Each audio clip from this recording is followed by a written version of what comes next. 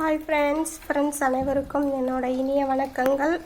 உங்கள் வீட்டில் 1 வயசு முடிஞ்சு 1.5 வயசு 1.25 வயசு உள்ள குழந்தைங்களாம் இருந்தாங்கன்னா அவங்களுக்கு வந்துட்டு தயவு செஞ்சு சாப்பாடு ஊட்டி விட்டு பழக்காதீங்க.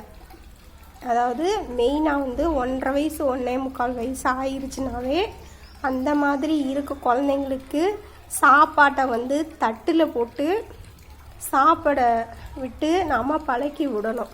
சரிங்களா? அது குழந்தைங்க தான் கீழே மேலே சாப்பாடு சிந்தத்தான் செய்யும். சிந்தினாலும் பரவாயில்லை.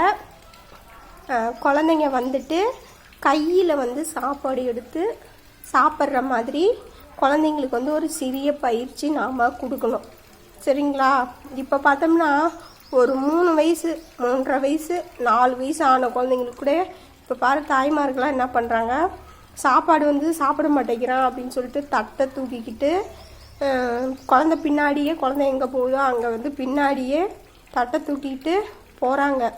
அந்த மாதிரி பழக்கம் பழக்கக்கூடாது. சரிங்களா?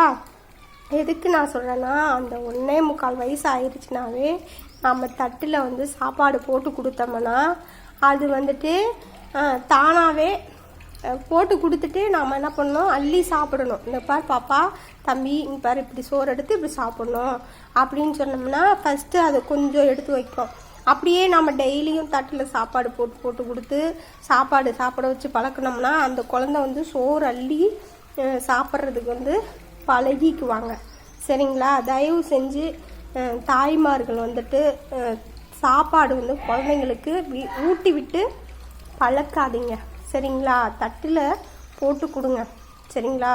அப்போ தான் அந்த குழந்தை சாப்பாடு அள்ளி சாப்பிட்றதுக்கு பழகுவாங்க. நீங்கள் ஊட்டி விட்டு பழக்குனீங்கன்னா அப்புறம் உங்கள் குழந்தைக்கு எனி டைம் சாப்பாடு ஊட்டி விடுற மாதிரி இருக்கும். சரிங்களா? தயவு செஞ்சு இந்த ஊட்டி விட்டுக்கிட்டு இருக்க தாய்மார்கள்லாம் தயவு செஞ்சு இந்த பழக்கத்தை மாற்றிக்கோங்க. சரிங்களா? நம்ம தட்டு சோறு போட்டு கொடுத்தோம்னா கீழே மேலே இறக்கிறான், வலியே சோறு போட்டு சிந்துறான் அப்படின்னு யாரும் அச்சப்படக்கூடாது. நம்மளும் அந்த மாதிரி குழந்தையா இருக்கிறப்ப சாப்பாடெல்லாம் கீழே மேலே சிந்தத்தான் செய்வோம். அது சாப்பாடு சின்ன குழந்தை, அது சிந்தத்தான் செய்யும். அது ஒரு சாப்பாடு அள்ளி சிந்தாமல் சாப்பிட்டு பழகிற வரைக்கும் கீழே மேலே சிந்தத்தான் செய்வாங்க. அதை அச்சப்படக்கூடாது. அவங்க சாப்பிட்டு முடித்தோன்னே அந்த இடத்த நாம் க்ளீன் பண்ணிக்கலாம். அதாவது ஒரு கொஞ்ச நாள் நம்ம நம்ம குழந்தை சாப்பாடு அள்ளி சாப்பிட்டு பழகிற வரைக்கும் கொஞ்ச நாள் நம்ம கஷ்டப்பட்டு தான் ஆகணும். சரிங்களா? ஏன்னா நம்ம குழந்தை ஒரு நல்ல பழக்க வழக்கத்துக்கு வரணும்னா நாம் கொஞ்சம் கஷ்டப்படணும். கஷ்டப்பட்டால் தான் நம்ம குழந்தை நல்ல பழக்க வழக்கத்துக்கு வரும். சரிங்களா? நம்ம குழந்தை சோறு கீழே சிந்திக்கிட்டு மேலே சிந்திக்கிட்டு சரியாக சாப்பிட மாட்டேங்கிறான் அப்படின்லாம் நினைக்கக்கூடாது. சரிங்களா? நம்ம ஊட்டி விட்டால் கூட அதுக்கு வயிறு ரொம்ப அது. ஆனால் தானாக சாப்பிட்றப்ப அதுக்கு கொஞ்சம் சோறு சாப்பிட்டாலும் வயிறு ரொம்பிக்கும். அதனால் தயவு செஞ்சு குழந்தைங்களுக்கு 1.25 வயசு 2 வயசு ஆயிடுச்சுனாவே சாப்பாட்டை தட்டில் போட்டு சாப்பிட வச்சு பழக்கி விடுங்க. சரிங்களா?